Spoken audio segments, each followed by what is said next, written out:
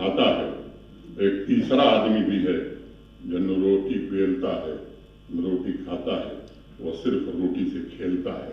इन खेलने वाले लोगों के चक्कर में पड़ने की जरूरत नहीं है। कई पीढ़ियों तक यहाँ के लोगों ने योग्यता के साथ खेल खेला है।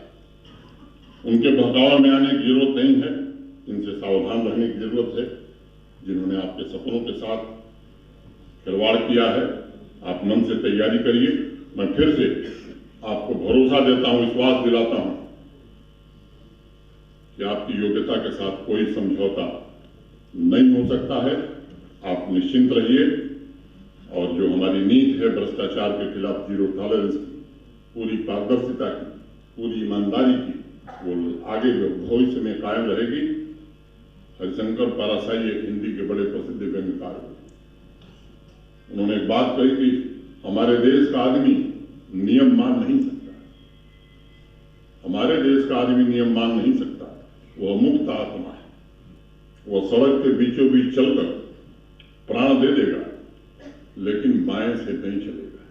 मुझे लगता है कि इस व्यंग को थोड़ा समझने की आवश्यकता है।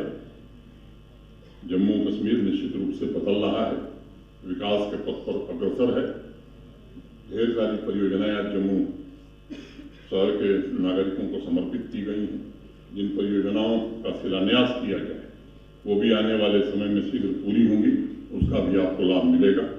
जब मैं आया था यहाँ तो जो आता था डेलीगेशन कर रहा साहब वो सुचेतगढ़ का क्या होगा, मैं नया नया आया था, मैं क्या जानता हूँ सुचेतगढ़ का क्या होगा।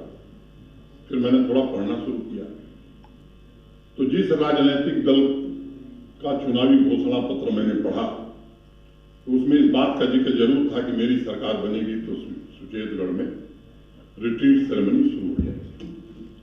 जिसने मुख्यमंत्री पद की शपथ ली उसका बयान था कि 1 महीने के भीतर ही प्रारंभ कर दिया जाएगा।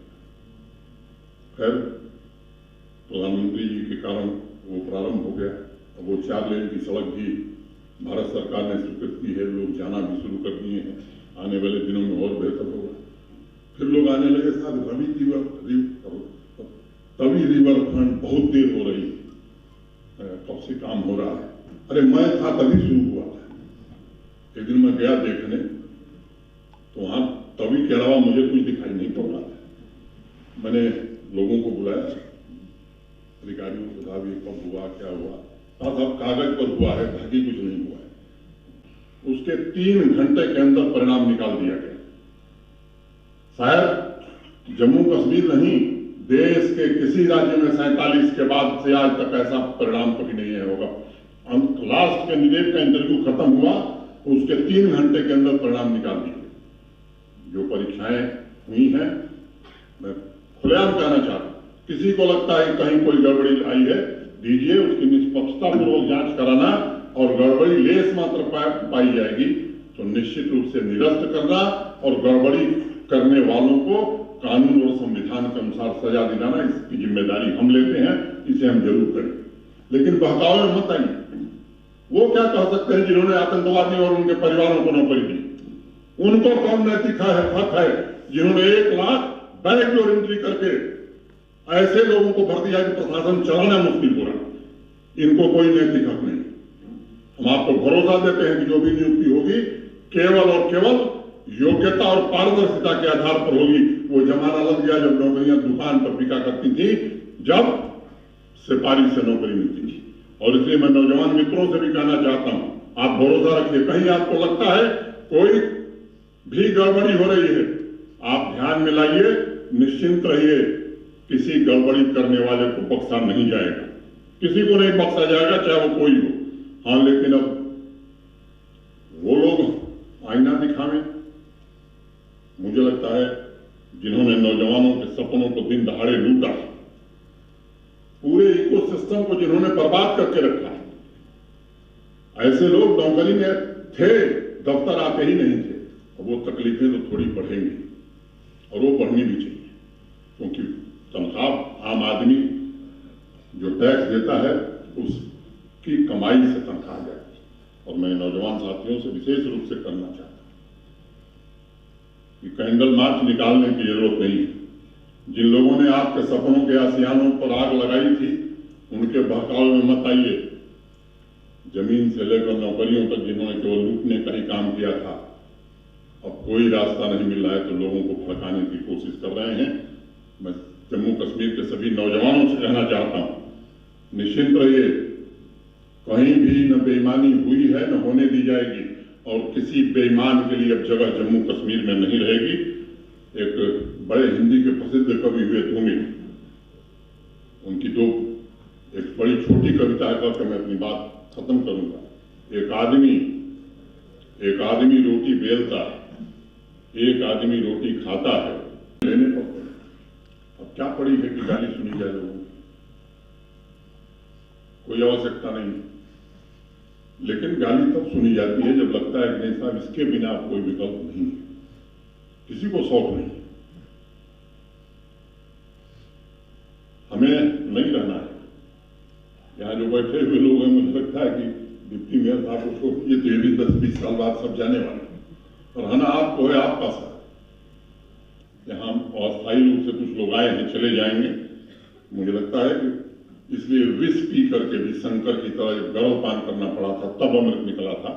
गाली सुनते हुए विष पीकर भी उचित फैसला लेना, ये मैं समझता हूं कि दायित्व है, और उस दायित्व का निर्वहन हम जरूर करेंगे, ताकि जम्मू कश्मीर की आने वाली भावी पीढ़ियों का भविष्य सुरक्षित हो सके।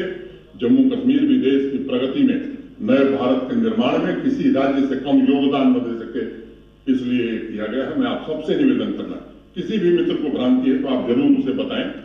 हमारे अधिकारी भी कोशिश कर रहे हैं लोगों तक पहुंचने की, लोगों से संवाद किया जा रहा है, और बंद किसी समस्या का समाधान नहीं। मुझे लगता है कि फ्री, फेयर, ट्रांसपेरेंट व्यवस्था चले, ये सबके हित में है। एक दूसरा मुद्दा सर्विस सिलेक्शन बोर्ड का उठा है। मीडिया के मित्र हैं, इसलिए मैं इस बात को भी कहना चाहता हूं। पीछे शिकायतें आई थी, और शिकायतें आई, उसमें तथ्य भी पाए गए। बेमरवत बिना देरी किए हुए उन परीक्षाओं को रद्द किया गया, जांच सीबीआई को दी गई। मुझे लगता है, मैं ऐसा मानता हूं कि देश में सबसे अच्छी जांच एजेंसी जो प्रभावी कार्रवाई कर सकती है वो सीबीआई ही है, और सीबीआई ने कई लोगों को गिरफ्तार किया है।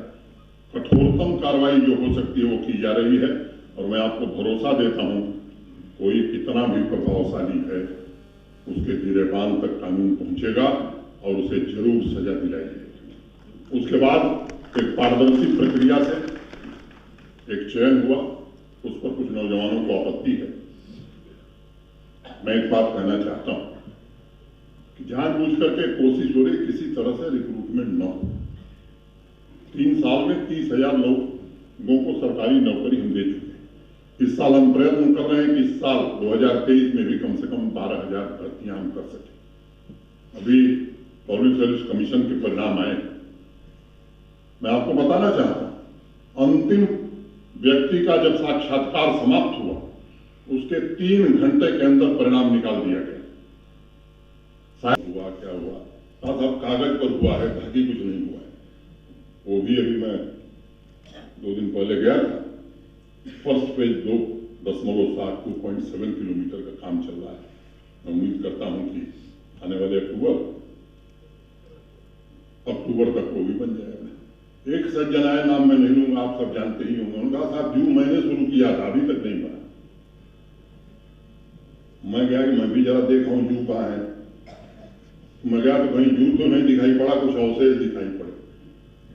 अब जू भी अप्रैल अंत तक जम्मू के लोगों के लिए समर्पित हो जाएगा, जम्मू के लोग जाकर के देख सकें। कुछ बाहर से जानवर भी आए, तो ये इस तरह की कोशिशें हो रही हैं। लेकिन कुछ लोग हैं जिनको लग रहा है कि ये सब हो जाएगा तो हमारा क्या होगा। लोग सवाल पूछेंगे कि भाई पहले क्यों नहीं है। भैया मुझे कोई मतलब नहीं, मैं केवल एक बात कहना चाहता हूं कि सामान्य नागरिक इन बातों को समझे, किसी के बहकावे में न आवे, और सामान्य नागरिक की किसी भी दिक्कत के लिए 24/7 जम्मू कश्मीर का प्रशासन है। इस बात का भरोसा देते हुए मैं अपने सभी अधिकारियों का और हमारे डिप्टी मेयर साहब, हमारे अनेक कारपोरेटर्स हैं, मेयर साहब गए हैं कॉन्फ्रेंस में, सुधारने में अपना योगदान दिया है। सबके प्रति हृदय से कृतज्ञता ज्ञापित करते हुए अपनी बात मैं ही पूरी करता हूँ। धन्यवाद। जय हिंद।